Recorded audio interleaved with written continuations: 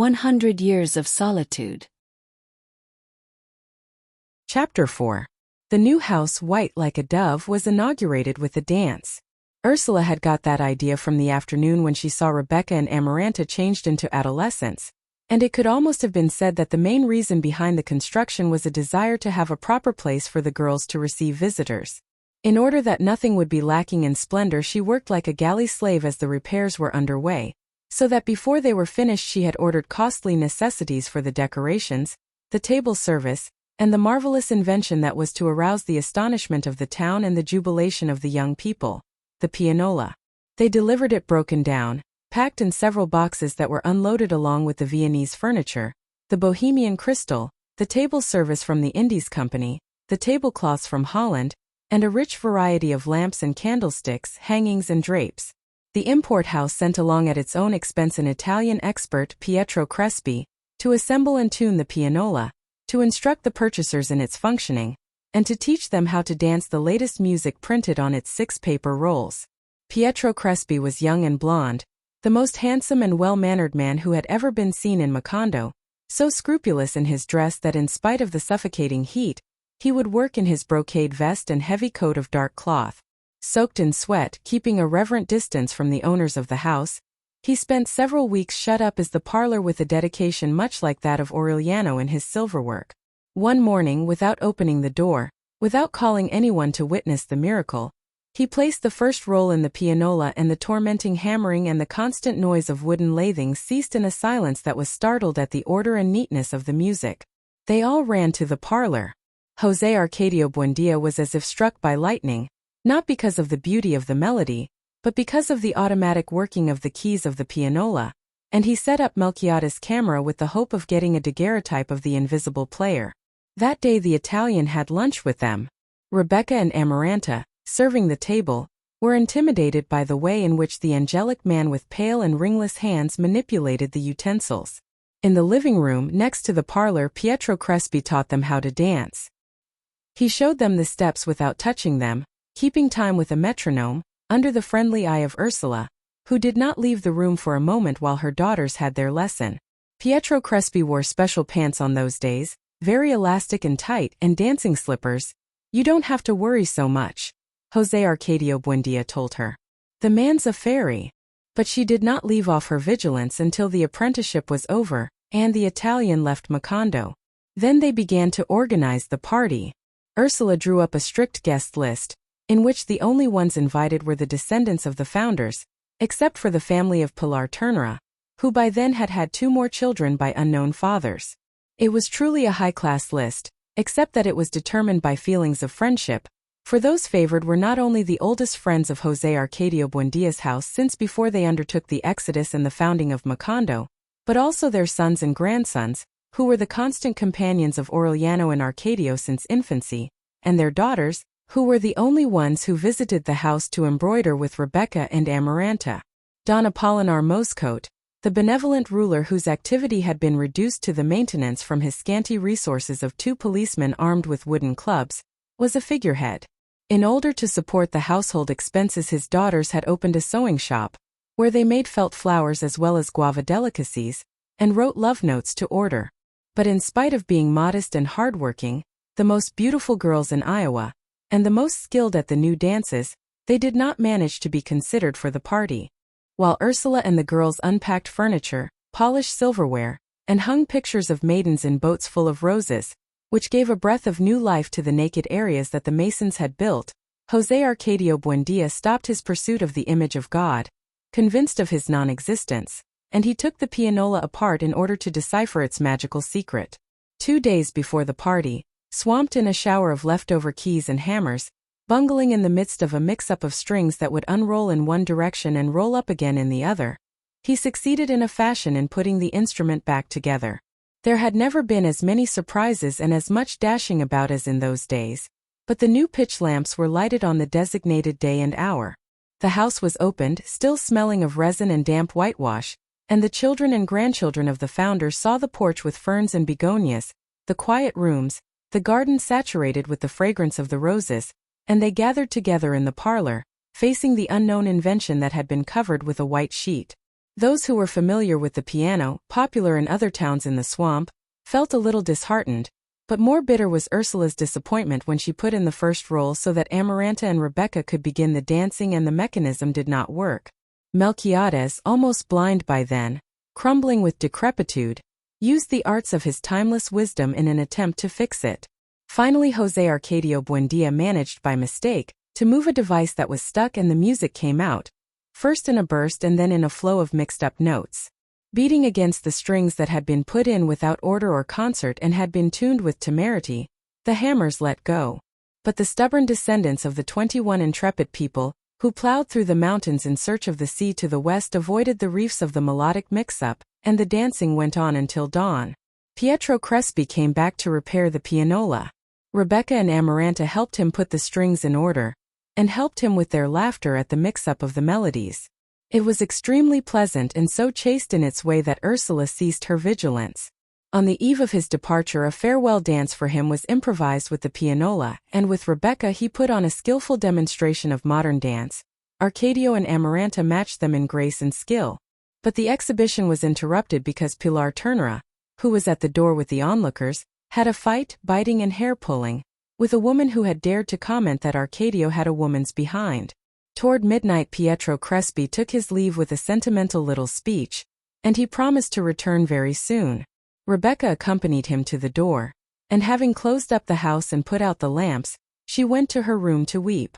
It was an inconsolable weeping that lasted for several days, the cause of which was not known even by Amaranta.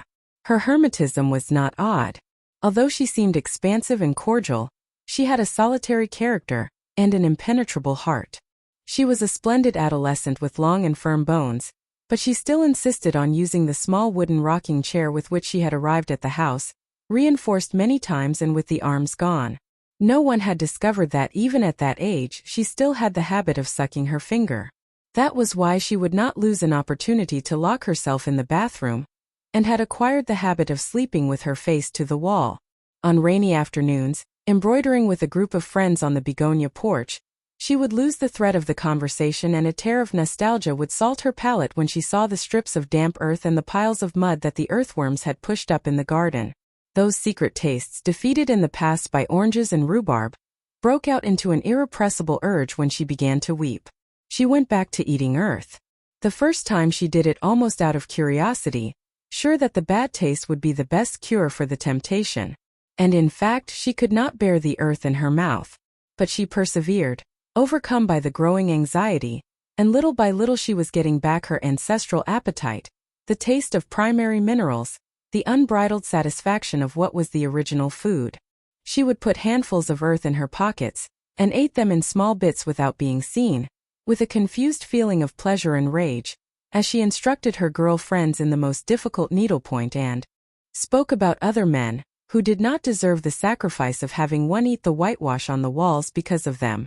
The handfuls of earth made the only man who deserved that show of degradation less remote and more certain, as if the ground that he walked on with his fine patent leather boots in another part of the world were transmitting to her the weight and the temperature of his blood in a mineral savor that left a harsh aftertaste in her mouth and a sediment of peace in her heart.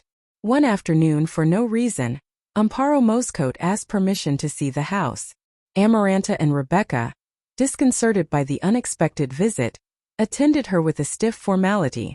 They showed her the remodeled mansion, they had her listen to the rolls on the pianola, and they offered her orange marmalade and crackers. Amparo gave a lesson in dignity, personal charm, and good manners that impressed Ursula in the few moments that she was present during the visit. After 2 hours, when the conversation was beginning to wane, Amparo took advantage of Amaranta's distraction and gave Rebecca a letter.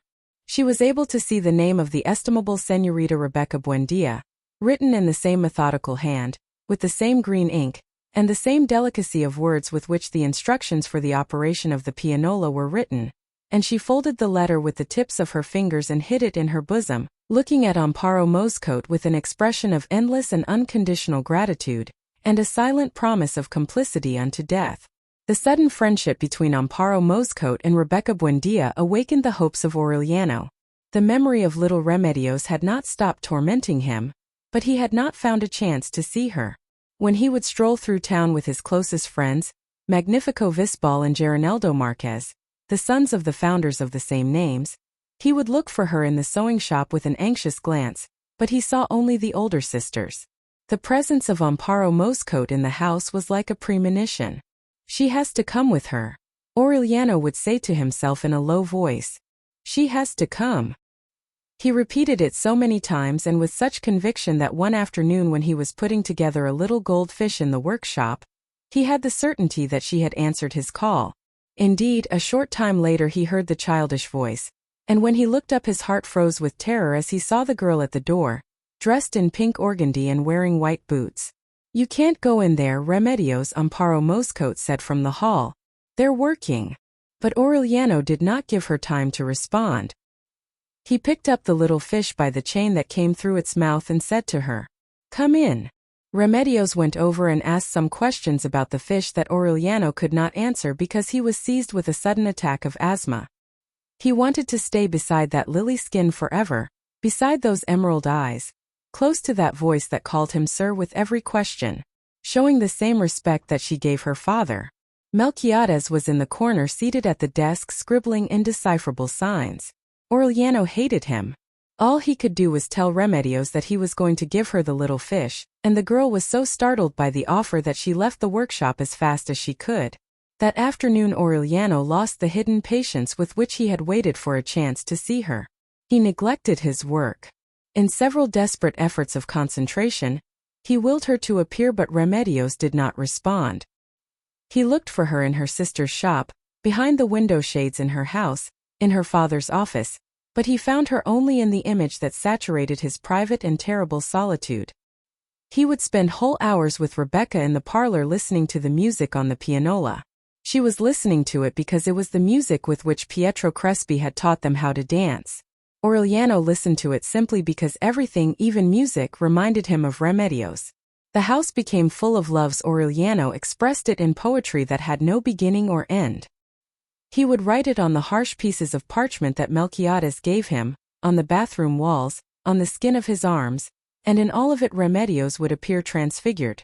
Remedios in the soporific air of 2 in the afternoon, Remedios in the soft breath of the roses, Remedios in the water clock secrets of the moths, Remedios in the steaming morning bread, Remedios everywhere and Remedios forever.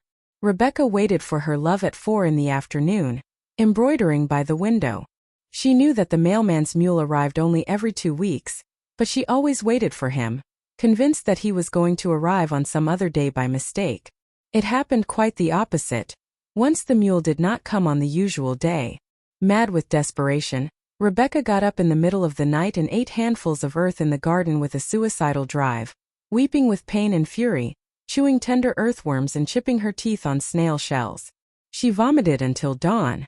She fell into a state of feverish prostration, lost consciousness, and her heart went into a shameless delirium. Ursula, scandalized, forced the lock on her trunk and found at the bottom, tied together with pink ribbons, the 16 perfumed letters and the skeletons of leaves and petals preserved in old books and the dried butterflies that turned to powder at the touch. Aureliano was the only one capable of understanding such desolation. That afternoon, while Ursula was trying to rescue Rebecca from the slough of delirium, he went with Magnifico Visbal and Geroneldo Marquez to Caterino's store. The establishment had been expanded with a gallery of wooden rooms where single women who smelled of dead flowers lived. A group made up of an accordion and drums played the songs of Francisco the man, who had not been seen in Macondo for several years. The 3 friends drank fermented cane juice.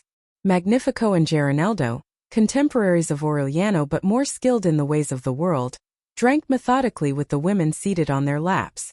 One of the women, withered and with gold work on her teeth, gave Aureliano a caress that made him shudder. He rejected her. He had discovered that the more he drank the more he thought about Remedios, but he could bear the torture of his recollections better. He did not know exactly when he began to float.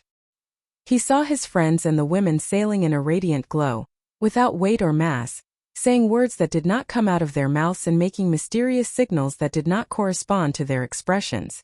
Caterino put a hand on his shoulder and said to him, "It's going on 11. Aureliano turned his head, saw the enormous disfigured face with a felt flower behind the ear, and then he lost his memory as during the times of forgetfulness, and he recovered it on a strange dawn and in a room that was completely foreign, where Pilar Ternera stood in her slip barefoot, her hair down, holding a lamp over him, startled with disbelief. Aureliano! Aureliano checked his feet and raised his head. He did not know how he had come there, but he knew what his aim was, because he had carried it hidden since infancy in an inviolable backwater of his heart. "I've come to sleep with you," he said. His clothes were smeared with mud and vomit. Pilar Ternera, who lived alone at that time with her 2 younger children, did not ask him any questions. She took him to the bed. She cleaned his face with a damp cloth, took off his clothes, and then got completely undressed and lowered the mosquito netting so that her children would not see them if they woke up. She had become tired of waiting for the man who would stay, of the men who left, of the countless men who missed the road to her house, confused by the uncertainty of the cards. During the wait her skin had become wrinkled, her breasts had withered, the coals of her heart had gone out. She felt for Aureliano in the darkness, put her hand on his stomach and kissed him on the neck with a maternal tenderness. "My poor child," she murmured. Aureliano shuddered. With a calm skill without the slightest misstep, he left his accumulated grief behind and found Remedios changed into a swamp without horizons, smelling of a raw animal and recently ironed clothes. When he came to the surface he was weeping. First they were involuntary and broken sobs. Then he emptied himself out in an unleashed flow, feeling that something swollen and painful had burst inside of him. She waited, snatching his head with the tips of her fingers, until his body got rid of the dark material that would not let him live. Pilar Ternera asked him, "Who is it?" And Aureliano told her. She let out a laugh that in other times frightened the doves and that now did not even wake up the children. "You'll have to raise her first," she mocked. But underneath the mockery Aureliano found a reservoir of understanding. When he went out of the room, leaving behind not only his doubts about his virility but also the bitter weight that his heart had borne for so many months, Pilar Ternera made him a spontaneous promise. "I'm going to talk to the girl," she told him, "and you'll see what I'll serve her on the tray." She kept her promise. But it was a bad moment, because the house had lost its peace of former days. When she discovered Rebecca's passion, which was impossible to keep secret because of her shouts, Amaranta suffered an attack of fever. She also suffered from the barb of a lonely love. Shut up in the bathroom, she would release herself from the torment of a hopeless passion by writing feverish letters, which she finally hid in the bottom of her trunk. Ursula barely had the strength to take care of the 2 sick girls. She was unable, after prolonged and insidious interrogations, to ascertain the causes of Amaranta's prostration. Finally, in another moment of inspiration, she forced the lock on the trunk and found the letters tied with a pink ribbon, swollen with fresh lilies and still wet with tears, addressed and never sent to Pietro Crespi. Weeping with rage, she cursed the day that it had occurred to her to buy the pianola, and she forbade the embroidery lessons and decreed a kind of mourning with no one dead which was to be prolonged until the daughters got over their hopes. Useless was the intervention of José Arcadio Buendia, who had modified his first impression of Pietro Crespi and admired his ability in the manipulation of musical machines. So that when Pilar Ternera told Aureliano that Remedios had decided on marriage, he could see that the news would only give his parents more trouble. Invited to the parlor for a formal interview, José Arcadio Buendia and Ursula listened stonily to their son's declaration. When he learned the name of the fiancé, however, José Arcadio Buendia grew red with indignation. "Love is a disease," he thundered. "With so many pretty and decent girls around, the only thing that occurs to you is to get married to the daughter of our enemy." But Ursula agreed with the choice. She confessed her affection for the 7 Moscote sisters. For their beauty, their ability for work, their modesty, and their good manners, and she celebrated her son's prudence. Conquered by his wife's enthusiasm, José Arcadio Buendia then laid down one condition. Rebecca, who was the one he wanted, would marry Pietro Crespi. Ursula would take Amaranta on a trip to the capital of the province when she had time, so that contact with different people would alleviate her disappointment. Rebecca got her health back just as soon as she heard of the agreement, and she wrote her fiancé a jubilant letter that she submitted to her parents' approval and put into the mail without the use of any intermediaries. Amaranta pretended to accept the decision and little by little she recovered from her fevers, but she promised herself that Rebecca would marry only over her dead body. The following Saturday, José Arcadio Buendía put on his dark suit, his celluloid collar, and the deerskin boots that he had worn for the first time the night of the party, and went to ask for the hand of Remedios Moscote. The magistrate and his wife received him, pleased and worried at the same time, for they did not know the reason for the unexpected visit, and then they thought that he was confused about the name of the intended bride.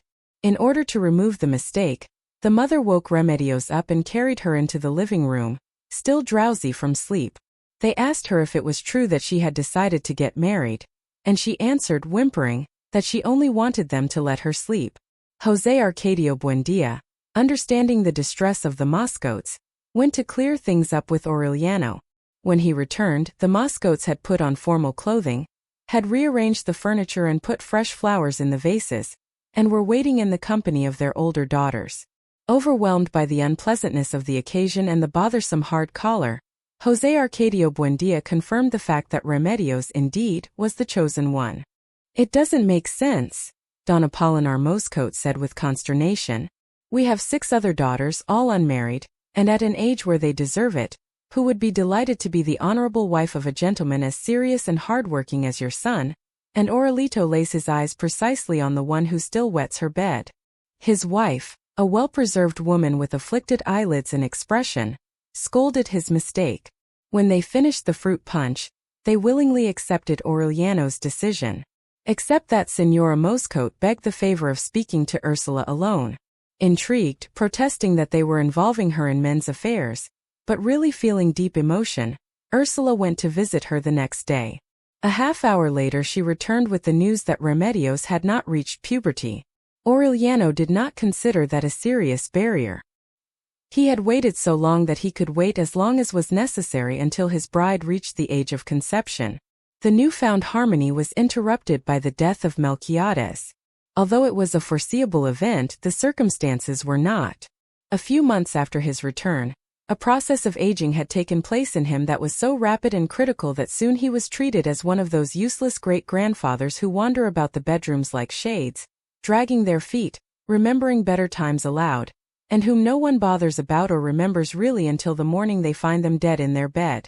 At first José Arcadio Buendía helped him in his work, enthusiastic over the novelty of the daguerreotypes and the predictions of Nostradamus. But little by little he began abandoning him to his solitude, for communication was becoming increasingly difficult. He was losing his sight and his hearing. He seemed to confuse the people he was speaking to with others he had known in remote epochs of mankind, and he would answer questions with a complex hodgepodge of languages. He would walk along groping in the air, although he passed between objects with an inexplicable fluidity, as if he were endowed with some instinct of direction based on an immediate prescience. One day he forgot to put in his false teeth, which at night he left in a glass of water beside his bed, and he never put them in again. When Ursula undertook the enlargement of the house, she had them build him a special room next to Aureliano's workshop, far from the noise and bustle of the house, with a window flooded with light and a bookcase where she herself put in order the books that were almost destroyed by dust and moths, the flaky stacks of paper covered with indecipherable signs, and the glass with his false teeth, where some aquatic plants with tiny yellow flowers had taken root. The new place seemed to please Melquíades because he was never seen any more, not even in the dining room. He only went to Aureliano's workshop, where he would spend hours on end scribbling his enigmatic literature on the parchments that he had brought with him, and that seemed to have been made out of some dry material that crumpled like puff paste. There he ate the meals that visitation brought him twice a day, although in the last days he lost his appetite and fed only on vegetables. He soon acquired the forlorn look that one sees in vegetarians. His skin became covered with a thin moss, similar to that which flourished on the antique vest that he never took off, and his breath exhaled the odor of a sleeping animal. Aureliano ended up forgetting about him, absorbed in the composition of his poems, but on one occasion he thought he understood something of what Melquíades was saying in his groping monologues, and he paid attention.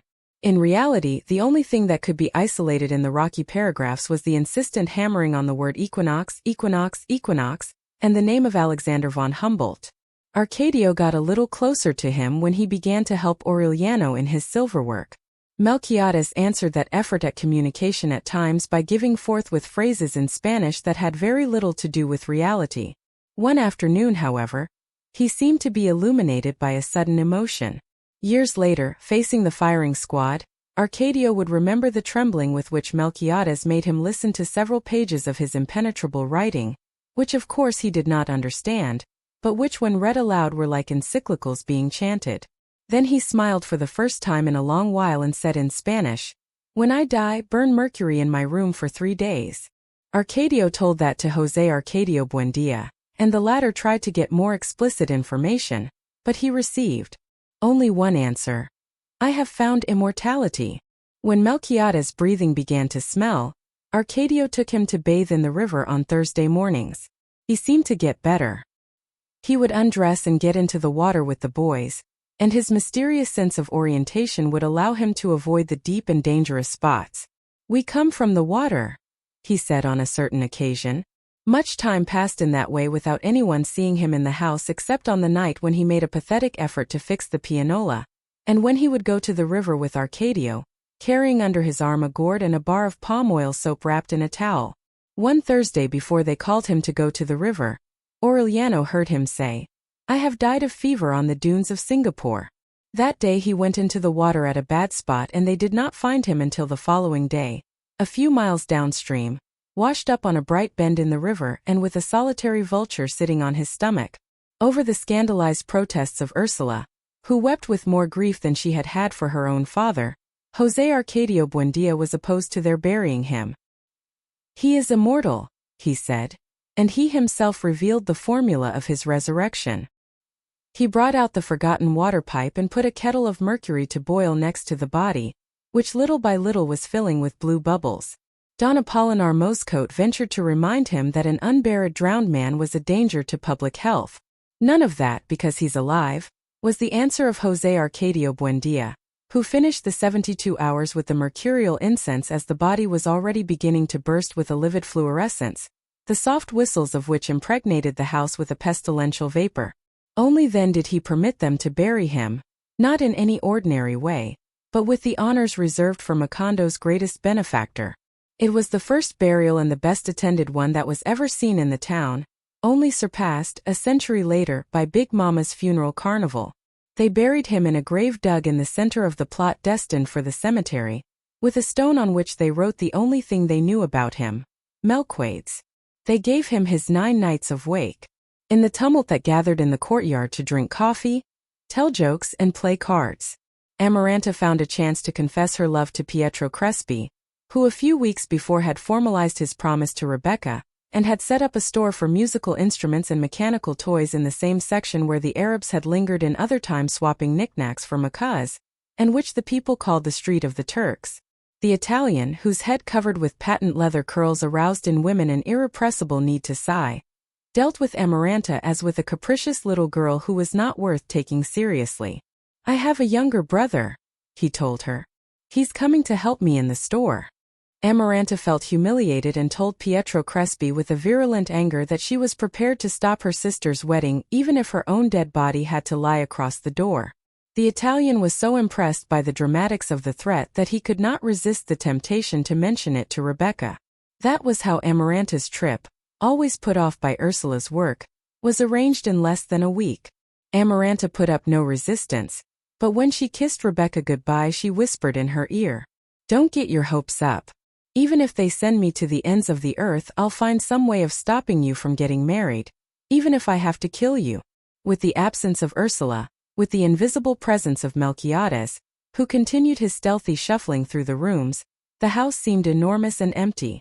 Rebecca took charge of domestic order, while the Indian woman took care of the bakery.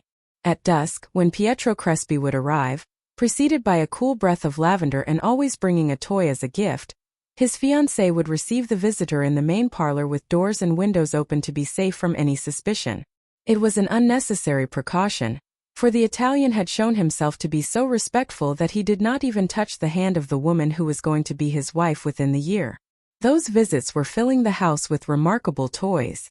Mechanical ballerinas, music boxes, acrobatic monkeys, trotting horses, clowns who played the tambourine. The rich and startling mechanical fauna that Pietro Crespi brought dissipated José Arcadio Buendia's affliction over the death of Melquíades, and carried him back to his old days as an alchemist.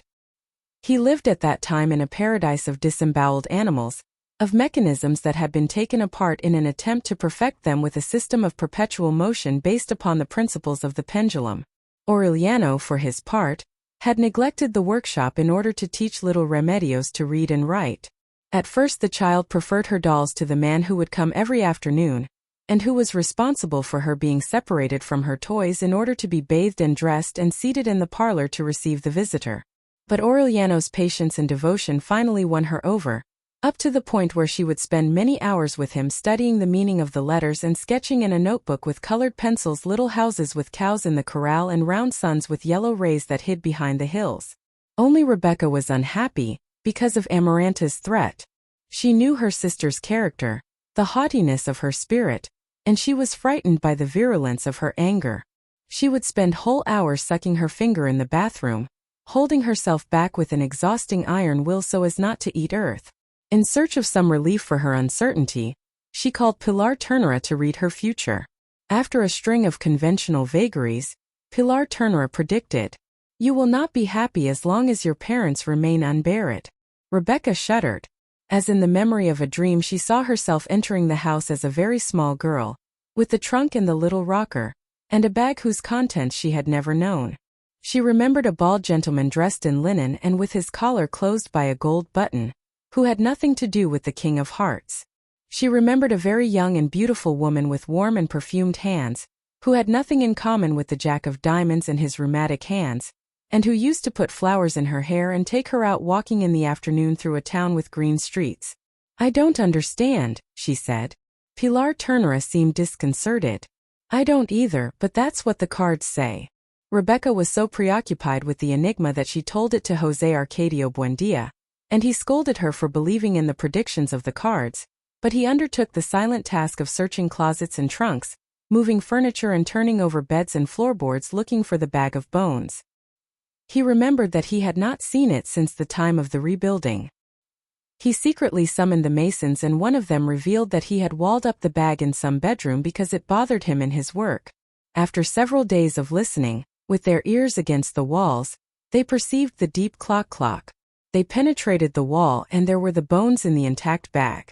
They buried it the same day in a grave without a stone next to that of Melquíades, and José Arcadio Buendia returned home free of a burden that for a moment had weighed on his conscience as much as the memory of Prudencio Aguilar. When he went through the kitchen, he kissed Rebecca on the forehead. "Get those bad thoughts out of your head," he told her. "You're going to be happy." The friendship with Rebecca opened up to Pilar Ternera the doors of the house, closed by Ursula since the birth of Arcadio. She would arrive at any hour of the day, like a flock of goats, and would unleash her feverish energy in the hardest tasks. Sometimes she would go into the workshop and help Arcadio sensitize the daguerreotype plates with an efficiency and a tenderness that ended up by confusing him. That woman bothered him. The tan of her skin, her smell of smoke, the disorder of her laughter in the darkroom distracted his attention and made him bump into things.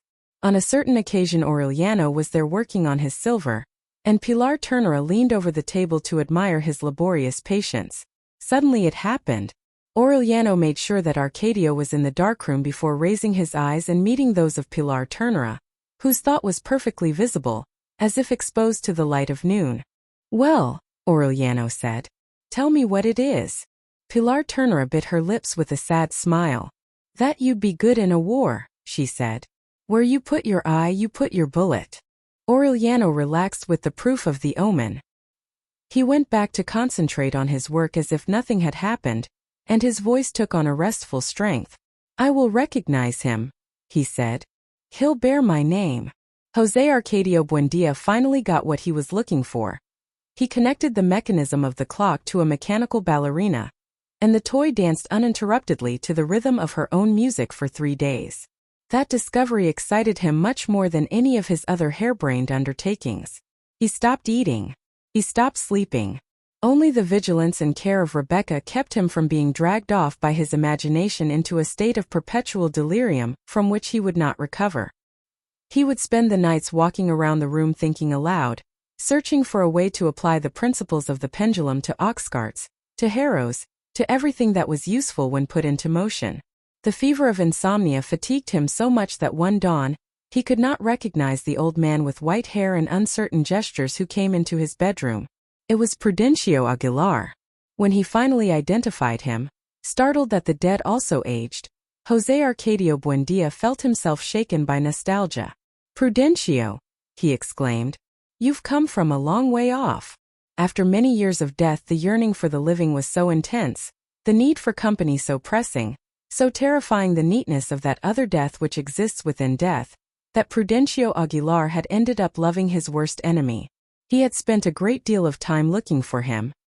He asked the dead from Riohacha about him, the dead who came from the Upper Valley, those who came from the swamp, and no one could tell him because Macondo was a town that was unknown to the dead until Melquíades arrived and marked it with a small black dot on the motley maps of death. José Arcadio Buendia conversed with Prudencio Aguilar until dawn. A few hours later, worn out by the vigil, he went into Aureliano's workshop and asked him, "What day is today?" Aureliano told him that it was Tuesday. "I was thinking the same thing," José Arcadio Buendia said. "But suddenly I realized that it's still Monday like yesterday. Look at the sky, look at the walls, look at the begonias. Today is Monday too." Used to his manias, Aureliano paid no attention to him. On the next day, Wednesday, José Arcadio Buendia went back to the workshop. "This is a disaster," he said.